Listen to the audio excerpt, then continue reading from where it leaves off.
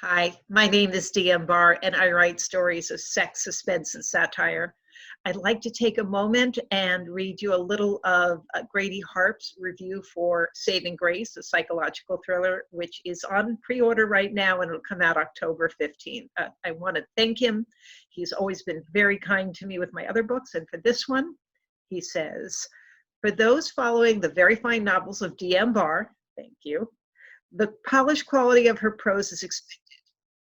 May not be as obvious as her penchant for pinpointing flaws in her character, making use of the depth of insight into such variants as psychosocial behavior and dysfunctional marriages to create a fascinating interplay. In Saving Grace, she nudges reality in incorporating her own career in writing into the schemata of the plot. D.M. Barr continues to impress as an author of note. This is one superb thriller with a superior story and an explanation of misunderstood flaws of mind. Brava. Thank you, Grady. Today on Author Groupie, I welcome Haley Kilgour, who is full of energy. She found success in publishing at a very young age. She's a marine biologist who has published a high fantasy novel called Nanagin, and she's going to tell you all about it, as well as how the characters in her mind won't let her sleep at night, so they had to force their way onto the page. So sit back, enjoy, and as always, stay safe. Welcome to another edition of Author Groupie. I'm here with Haley Kilgour. Growing up, you were just as likely to find Haley playing outside as you would to find her with her nose in a book. She particularly enjoys books that focus on the worlds of magic and adventure. Often joking that she's part mermaid, Haley pursued a marine biology degree from the University of North Carolina in Wilmington, graduating in 2017, which makes me feel very old. She then proceeded to attend the University of Miami, earning a Master of Professional Science in Marine Conservation in 2019, feeling even older. With an English father, me too, and an Italian-American mother, Haley had a colorful upbringing in Charlotte, North Carolina, which she has accentuated by traveling as much as she can, and of course she scuba dives wherever possible. She says her biggest inspiration for writing is that she simply needs her characters to be quiet so she can think, which is something I've never heard before. You should ask her about that. She currently divides her time between writing, diving, spending time with her friends and family, and working for a water quality lab in Florida International University. So welcome to Author Groupie, Haley. Thank you so much for having me. I'm really excited to be here. And something I found out when I was researching you is that there's an actress with the exact same name, different spelling, but there is, if you look for Haley Kilgour with an Hailey, there's an actress. I didn't know that. The things you learned. It's a very unusual name, and yet... I've never met anybody else with my last name ever, unless they're families. That's so wild. Yeah, you'll have to go and Google that. And my dog's named Haley. So, there you go. So, we've never had a marine biologist on the show before. What made you decide to go into that field? So I kind of chose that field, I think, because I grew up, watching Crocodile Hunter, Steve Irwin, and he was such a big inspiration for me. Like, I totally saw myself. I'm like, I love animals. And to this day, I'm still like, if I can pet it without getting bit, I'm going to do it. So, he was such a huge thing. And then I think I did a project on Jacques Cousteau in like second or third grade. I'm like, this is so cool. I would totally want to do this. And then I kind of bounced around what I wanted to do for a while. And then in high school, my oceanography class had a fish tank. And I was like one of 4 kids who really decided, like, this is my thing. And after that, I was like, marine biology, totally for me, gonna do it. I have no regrets. It's been such a wild ride. It sounds like so much fun, especially if you get to travel and scuba dive. Where are your favorite places to scuba dive? So I have to say the Florida Keys kind of has a special place in my heart, simply because I live here now and I get to dive here all the time, and it's just gorgeous. But I think my favorite dive site is the U-352 off of Morehead City in North Carolina, which is a German World War II submarine. And North Carolina diving is not usually known for being anything super spectacular, but there's a lot of shipwrecks. And so we do this dive 2 days before November. The air temp is like 75 degrees. The water temp is 75 degrees. And then we get down to the bottom, and visibility is 60 feet, which is like insane and if I can speak, unheard of. Usually in the Carolinas, like our visibility is like 20 feet max normally. And we're in the middle of a sand tiger shark migration. There's like 60 sharks all around us. Wow. And it was just surreal being in this insane visibility with just so many sharks on a German U-boat from World War II. It was just like, am I dreaming this? What is going on? And it was just amazing. So that sounds so cool. I am curious. On your Instagram page, you describe yourself as a walking disaster with a camera. Can you tell us about that? So, I mean, my life is pretty much chaos. There is no such thing as a plan. It is completely just winging it. So that would be the chaos. And then I love photography. So, when you take me out into the Everglades, I'm like, oh, there's an alligator. Let me spend 5 hours just photographing it. So pretty much, yeah, if you can put a camera in my, I'm going to just go nuts with whatever's available. And I am just constantly, I don't know what's going on. Do you? So life is chaos. Fair enough. Well, let me ask you about your new book, Nanagin. Am I pronouncing it right? Nanagin, don't worry. You're not the only one. I think everyone I've ever talked to has struggled with the name. It's kind of become a running joke now. So what is it? How do you say it? Nanagin. Kind of Nanagin. like no noggin if you're a Southerner is the best way to think about it. Fair enough. So it's described as high fantasy. What's the book about, and exactly what is high fantasy as opposed to regular old fantasy? So high fantasy kind of goes back to Tolkien and Lord of the Rings, and that's kind of the first high fantasy. It's the medieval kind of esque setting, kings, queens, intense battles and magic and things like that. And that's kind of what high fantasy is. And as far as my book goes, there's definitely a combination of modern times and that medieval-esque setting, but it mostly focuses on that medieval-esque kind of world. And it's, magic abound, all sorts of knights and kings, and there's dragons, and so that's kind of why it fits into that high fantasy genre. It sounds like a lot of fun. Let me ask you, did your studies and your travels encourage your writing and help you succeed as a writer, do you think?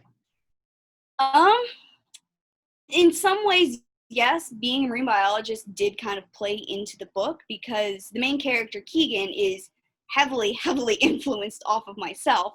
And so she's also a marine biologist. So sometimes the way she comes at a problem or looks at the world is very heavily based in science. So I was able to directly pull from my studies there and kind of make that work. But as far as everything else, I mean, just being a reader and, just loving other books, that's kind of the biggest thing that shaped writing for me, at least. So what, do you pull from real people and places and conversations and use them in your writing? Absolutely. There is more than one instance of all of those things. Of course, Keegan's based off myself. There's, a character based off of my father who is, it describes him perfectly. He's always right, but always in the most infuriating way. So it was perfect. And then, of course, I've got friends and family, just scattered here and there. When I first started writing, I really heavily drew from my own hometown for some of the place settings, which was really, really fun. And then there's a couple conversations just I've had with friends here and there. I'm like, those are just too good to not have in a book. And so they found a way in. Perfect. So how did you, I understand there's a fictional language. How did you create that for your book? So the language is interesting to say the least. The way it was created is pretty much if I just needed a word for something, I would just pull a bunch of letters and sounds and smash them together until they sounded like something I wanted, and okay, that's the word for it. And then, I've got a few conjugation rules here and there, but they're not really important or anything. And so it was just, just make some random noises, and if it works, it works. Cool. We got a language. So, Great, because you never know when it can be the next Klingon. Oh, of course, yeah. So who was the hardest character for you to write out of your book? Such a hard question because there's characters that are hard because they never do what you want them to do. And then there's just characters that are hard to write because they're so heavily based on someone, like you want to do them justice. So I have a really hard time answering that question, but I think the character that fits both of those issues best is Keegan. Because again, she is so heavily based on myself. It's just like, am I, accurately portraying kind of who I am, or, am I skewing it right so it's not actually me? And then the other thing too is that she's got my same stubborn personality. So sometimes you can have this whole big plan. And you're like, all right, we got it, we're gonna go. And then she takes one look at it and she's like, no, we're going the complete opposite direction. And so you have to start over. And it's just like, dang it. So she definitely keeps me on my toes. Well, what are some of the other books and movies that inspired you to write the book? Ooh. So Aragon was actually the thing that inspired me the absolute most to write this book. I had trouble falling asleep as a kid. And so one day my aunt said, just think about something until you fall asleep. And my dad would also read to me before bedtime. And so I got the idea for this book when he was reading me Aragon by Christopher Polini. And so I started putting myself in Aragon and going on the adventures with the characters and having fun. And that would get boring. So I would pull in other friends to the adventure, or because I knew it was happening, I would change the ending. And then I started bringing in characters from other books. And just all of a sudden, years down the road, I was just like, I started off with Aragon and I now have my own book. Okay. So it was, everything kind of centered around Aragon. Amazing. Kind of with this book. So I found that you're a very enthusiastic person. Finding a publisher tends to dampen that enthusiasm, I have found personally. So how did you find your publisher, and how have you enjoyed working with that publisher? So I found Rock Hill Publishing at the Miami Book Fair in 2018. And time had purple hair because I had just started grad school, and I was kind of like, what's will happen? So I go up to the booth and I start pitching my book, and there's this really girl with purple hair who's just like totally out of her element and is just giving it a whirl. And coming back later, now that the book's actually out, the editor and the owner of the publishing house say, we heard your pitch. And the editor turned to the owner and was just like, we need to publish her like now. So that's kind of how it happened. And so many authors face tons and tons of rejection, but I was incredibly lucky. They were actually the second publishing house that I applied to ever, and they accepted me. So yeah, this is not typical. Just know. No, it's not. It's not. And I like to think that I've got the best story in the world because of that. But I know I got really lucky. Right place, right. I couldn't be more thankful. They worked so hard, and they're writers as well, and they both work day jobs. So it's just we all work really hard, and it's a small house. We all feel like a family, and it's awesome. I love working with them. That sounds terrific. So since you love working with them, will there be a sequel? One hopes. I had a first draft done and I sent it out to my beta readers, and then they came back and said the first 200 pages was really boring and we don't like the ending. So we're working on draft 2 now. And I've just got to write the last maybe 50 pages in draft 1 again. So hopefully there's going to be a book 2. If not, I'm going to be shooting myself in the foot, I think. Yeah, I will tell you that nobody's first draft is good. Nobody. I'm sure even Stephen King would say the first draft always is bad. So sorry, Stephen. Oh, no, I always tell people, I always tell people first drafts exist to purely exist. You can fix crap, but you can't fix nothing. That's right. You can't edit an empty page. Absolutely true. So last question. Actually, second to last question. Tell us what you mean about wanting your characters to keep quiet. Because quite honestly, if you don't write, they're pretty quiet. I'm sorry, you kind of cut out a little bit. Okay. So what I was saying is that you said that you like to, you ask your characters to keep quiet so you can think. And my thought is, well, if you don't write, they keep kind of quiet. So what did you mean by that? So, I've got all these characters in my head, and, these are my bedtime stories. So there comes a point when these characters aren't just characters in a book. They're figments of my imagination. They are very real. And they are like, we have a story. And if you don't tell it, we're going to get angry because, like, come on. So it's kind of almost a joke. I've actually got other friends who kind of have the same thing, and they about that as well. And it's just like, they're almost these actual real people. And they're just like, well, we can't physically write our story, so you got to do it. So like, get to it. Okay, so you're right. Your characters are talking to you. I understand now. And last question, what advice would you give to authors whose careers are not in a field like writing or journalism? I mean, you're spreading yourself pretty thin with two completely different types of lives. I've actually found it's really manageable. You just have to, do your day job, and then you dedicate a certain amount of time every day to doing what you love, which is writing. And I mean, for me, it was mornings and it was easy. I had 2 hours and boom, boom, 2 hours is gone. I'm like, oh crap, I got to go to work now. And it's just, you don't really notice it. And, not everybody has to have a degree in writing, and not every author does.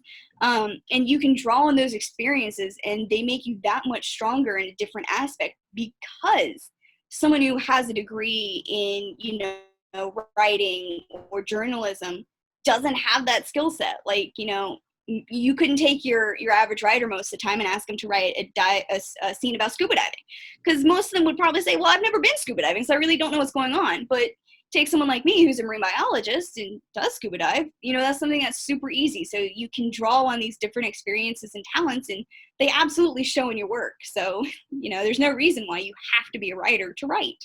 Absolutely true. So is there anything you'd like to say that I haven't asked? I don't think so. I think you pretty much hit all the nails on the head. Well, perfect. Well, I wish you best of luck with your book.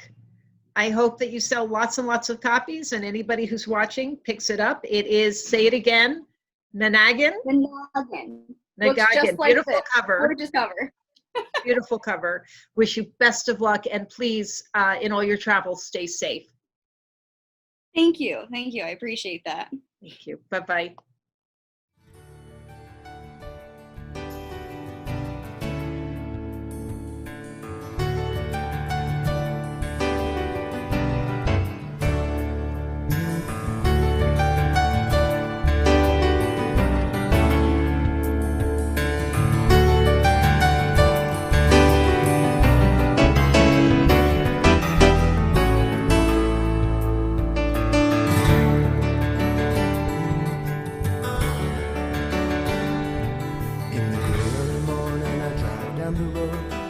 Over the river to the city far from home. Trouble takes my mind.